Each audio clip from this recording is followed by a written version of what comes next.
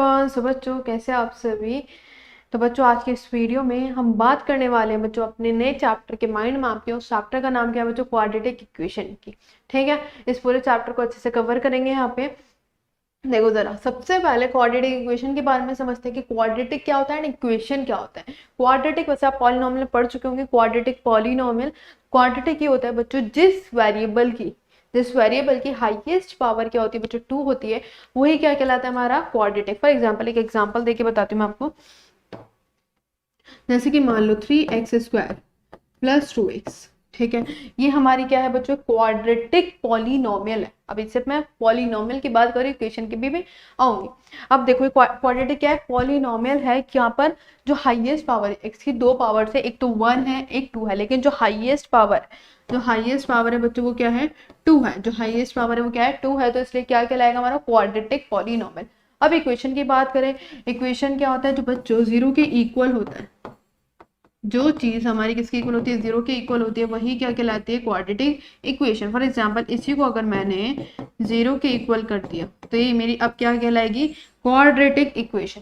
क्या हो गई बच्चों? अब ये क्वाड्रेटिक इक्वेशन हो गई। समझ आई बात, है ना? तो क्वाड्रेटिक जिस वेरिएबल की हाईएस्ट पावर क्या होती है? 2 होती है, वो हमारा क्वाड्रेटिक कहलाता है। अगर वो 0 के इक्वल हो जाता है तो वो इक्वेशन कहलाएगा। ओके, क्लियर भाई फंडा। आते हैं अब, सबसे पहले हमारी इसकी स्टैंडर्ड फॉर्म क्या होती है? Standard form of quadratic equation अगर बात करें स्टैंडर्ड फॉर्म की, तो बच्चों ax² + bx + c इक्वल में 0। तो this is the standard form of बच्चों किसकी? क्वाड्रेटिक इक्वेशन की। ठीक है, इसमें हमारे पास यहाँ पर ये मत समझना कि यहाँ पर मैम इतने सारे वेरिएबल्स है, ए बी है, एक्स भी है। यहाँ पर ए बी सी हमारे क्या है? रियल नंबर्स हैं, कांस्टेंट है। A B C are real numbers कह सकते हो या क्या कह सकते हो? कांस्टेंट है।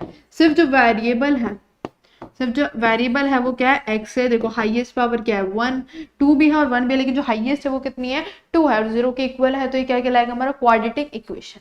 क्लियर। चलो भाई, तो और एक बात और जरूरी बात की इसमें a 0 के इक्वल नहीं हो सकता। अब क्यों नहीं हो सकता मैम? क्यों नहीं हो सकता 0 के इक्वल? अगर मान लो 0 के इक्वल हो जाता है ये, मान लो मैंने x को a को क्या कर दिया? 0 के इक्वल कर दिया।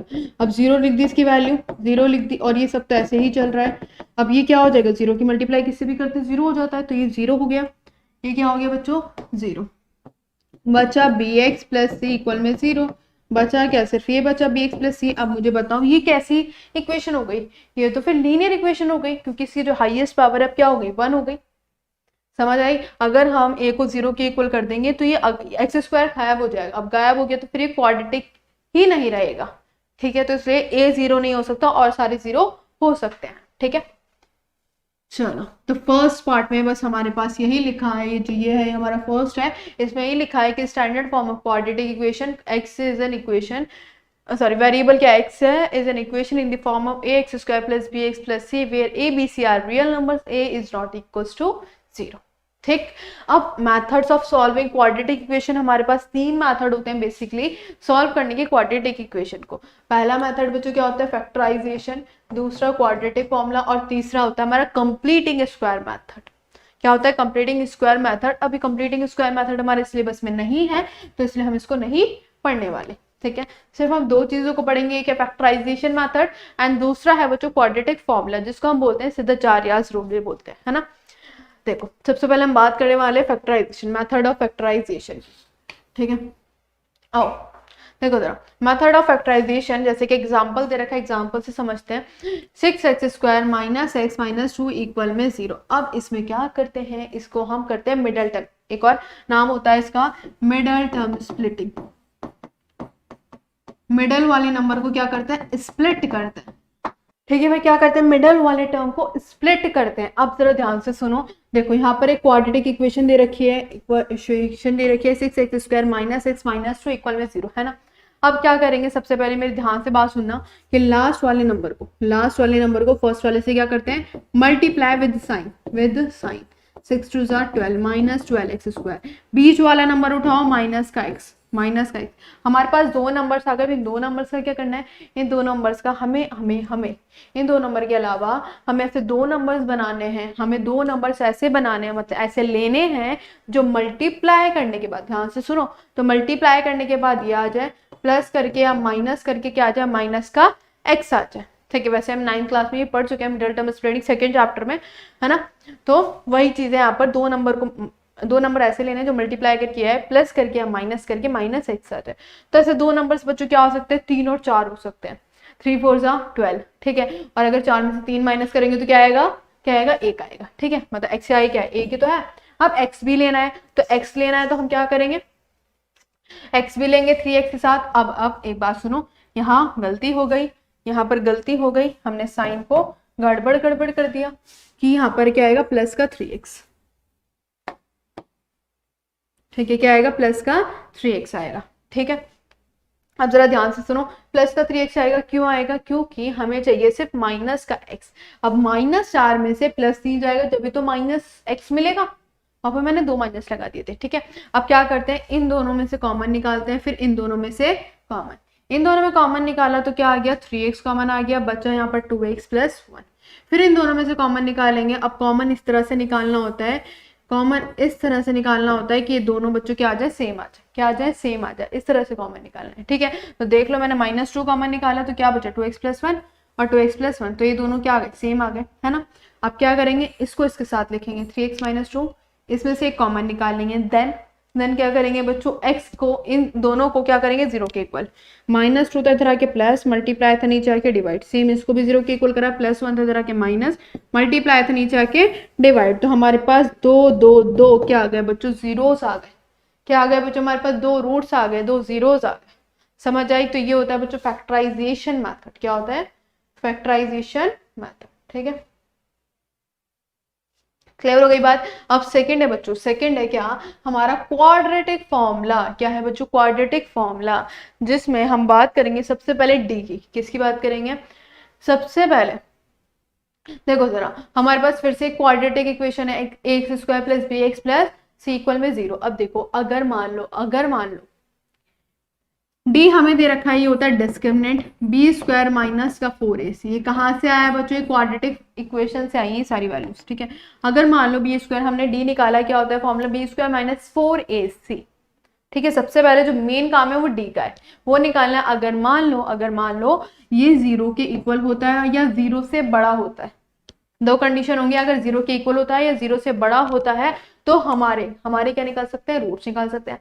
अब हम 0 से छोटा होगा तो क्या होगा, अभी बताएंगे, पहले इनको देखो।